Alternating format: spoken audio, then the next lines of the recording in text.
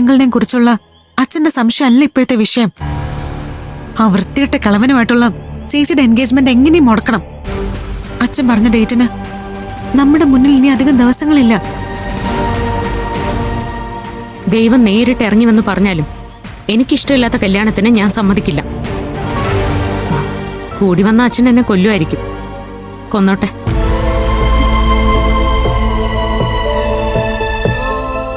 നിന്നെ കൊല്ലുന്നതിന് മുൻപ് അങ്ങേർക്ക് എന്നെ കൊല്ലേണ്ടി വരും. അക്കാര്യത്തിൽ ഒരു സംശയവും വേണ്ട. അമ്മേ, കൊല്ലാനും ചാവാനും നിന്ന് കൊടുക്കാൻ ആർക്കും പറ്റും. പക്ഷെ ഒരു വലിയ പൊട്ടിത്തെറി ഇല്ലാതെ ഈ പ്രശ്നം എങ്ങനെ പരിഹരിക്കുന്ന നമ്മളിപ്പോ ആലോചിക്കണ്ടേ. ചേച്ചിയുടെ കല്യാണാലോചനയെ കുറിച്ച് എസ് പി അങ്കിളിനോട് പറയണം. ഇത് സോൾവ് ചെയ്യാൻ അങ്കിളിന് പറ്റും. ഒന്നും അറിയാതെ സംസാരിക്കരുത്. എസ് പി അങ്കിൾ ഇടപെട്ട അച്ഛൻ പ്രശ്നം കൂടുതൽ വഷളാക്കും.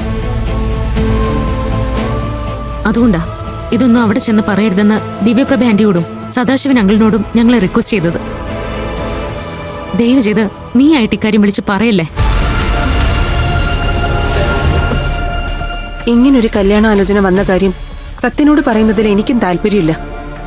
ഗോപേട്ടന്റെ വൃത്തികെട്ട സംശയങ്ങളെക്കുറിച്ച് സത്യൻ അറിയുന്നത് നമുക്ക് എല്ലാവർക്കും നാണക്കേടാ, പ്രത്യേകിച്ചും കീർത്തിക്ക്. പക്ഷേ നിനക്കൊരു ജോലി ശരിയാക്കി തരാന്ന് സത്യം പറഞ്ഞിട്ടുണ്ടല്ലോ മോളെ. അത് ശരിയാ. അച്ഛൻ എൻഗേജ്മെന്റ് നിശ്ചയിച്ച ഡേറ്റിന് മുൻപ് ചേച്ചി ജോലി കിട്ടി ഇവിടുന്ന് പോയാ പ്രശ്നം തീർന്നില്ലേ?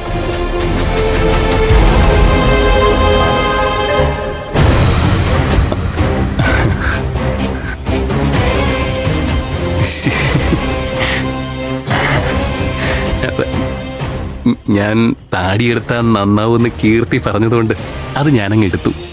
അല്ല, ഈ ഭാര്യ പറയുന്നത് സ്നേഹമുള്ള ഭർത്താക്കന്മാരനുസരിക്കണമല്ലോ.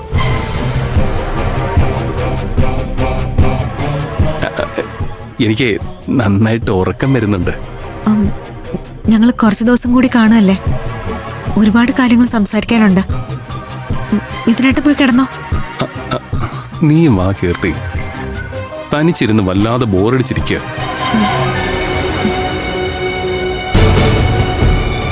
ഞാൻ ഉടനെ വന്നേക്കാം. ഇതിനായിട്ടും ചെല്ലേ. ഓ ശരി ആന്റി. ചേച്ചി, കീർത്തിയെ ഉടനെ അങ്ങ് വിട്ടേക്കണേ. ശരി മോനെ. കീർത്തി, ലേറ്റ് ആവണ്ട. സത്യനെ ഒന്ന് വിളിച്ചു പറഞ്ഞാലോ?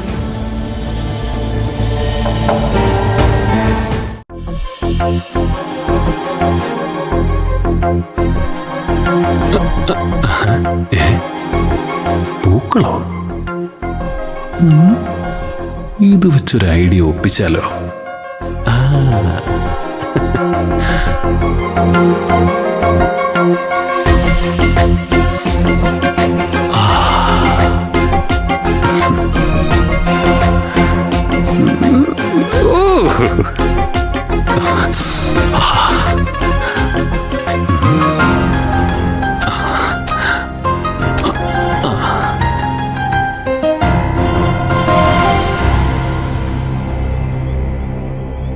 സത്യനെ വിളിച്ച് നിനക്കൊരു ജോലി ശരിയാക്കുന്ന കാര്യം എന്താ എന്ന് മാത്രം അമ്മ ചോദിക്കാം.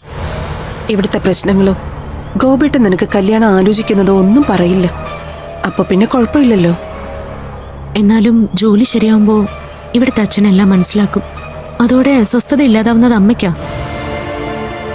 അച്ഛൻ എന്തായാലും അമ്മ ഉപദ്രവിക്കൊന്നുമില്ല. ചേച്ചി ഇനി തടസ്സമൊന്നും പറയരുത്. എസ് പി അങ്കിള് ജോലി ശരിയാക്കിയ ചേച്ചി ഇവിടുന്ന് പോണം. ചേച്ചി അവിടെ അടുത്തുണ്ടെങ്കിൽ എനിക്കൊരു സമാധാനം. ഞാൻ എന്തായാലും സത്യനെ വിളിക്കാൻ പോവാ.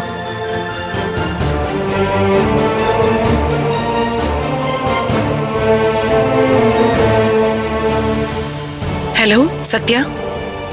ആ പ്രിയ, ചടങ്ങൊക്കെ ഭംഗിയായെന്ന് സദാശിവനളിയൻ പറഞ്ഞറിഞ്ഞു. ഞാൻ തന്നുവിട്ട മാല ആവശ്യം വന്നില്ല അല്ലേ? എങ്കിലേ ആ മാല ശില്പയ്ക്ക് കൊടുക്കും. ഈ അങ്ങളുടെ സമ്മാനമായിട്ട് അത് അവളുടെ കഴുത്ത് കിടക്കട്ടെ. എന്റെ കുട്ടിക്ക് സ്വർണത്തിനോടും പണത്തിനോടും ഒന്നും ഒരു കമ്പവും ഇല്ല.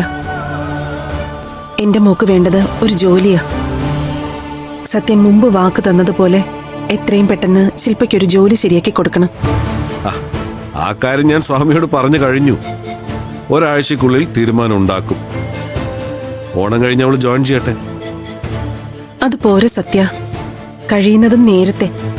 പറ്റുമെങ്കിൽ 2-3 ദിവസത്തിനുള്ളിൽ തന്നെ ജോയിൻ ചെയ്യുന്ന വിധത്തിൽ ഒരു തീരുമാനം ഉണ്ടാക്കണം. എടോ, 2-3 ദിവസത്തിനുള്ളിലോ? അല്ല, അത്ര അത്യാവശ്യം എന്താ? എടോ, നിങ്ങൾക്ക് പണത്തിന് അത്രത്തോളം ബുദ്ധിമുട്ടുണ്ടോ? അയ്യോ, അതല്ല സത്യ. ഇവിടെ വേറെ കുറച്ച് കാര്യങ്ങൾ.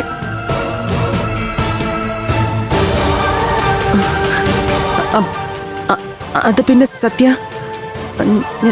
അമ്മ ഫോണിന് തന്നു.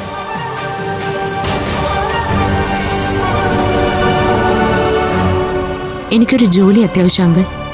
തൽക്കാലം കൂടുതലൊന്നും ചോദിക്കരുത്. ചോദിച്ചാലും പറയില്ല. അങ്കിളിന് സുഖം തന്നെയല്ലേ? അതെ മോളെ. സ്വാമി അങ്കിളിനോട് എന്റെ അന്വേഷണം പറയണേ. ഓക്കേ, നിന്റെ പോസ്റ്റിംഗ് റെഡിയാക്കിയിട്ട് ഞാൻ വിളിക്കാം. ശരി അങ്കിൾ.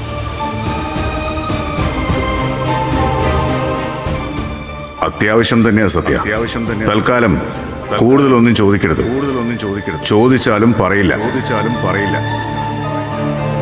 നിനക്ക് സുഖം തന്നെയല്ലേ?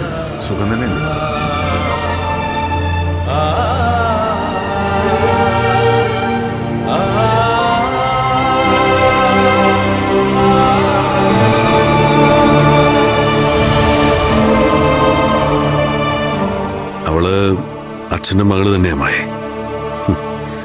സംസാരത്തില് നമ്മുടെ അനിയുടെ അതേ ഷാർപ്നെസ്, അനിയുടെ അതേ ഫയർ,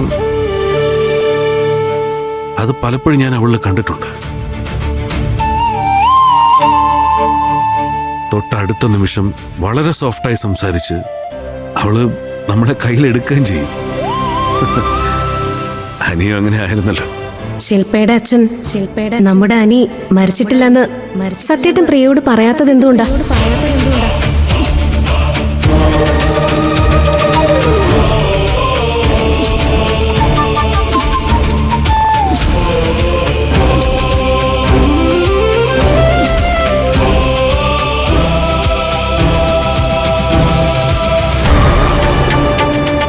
ജോലി ശരിയാക്കി സത്യം വിളിച്ചാലുടൻ നീ ഇവിടുന്ന് പോണം.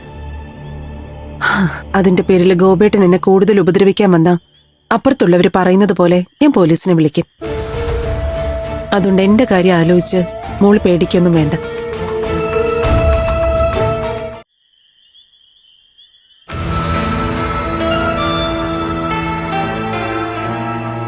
ഞാൻ പറയുന്നതൊന്നും നീ കേൾക്കുന്നില്ലേ? ഏത് ലോകത്താ മനസ്സ്?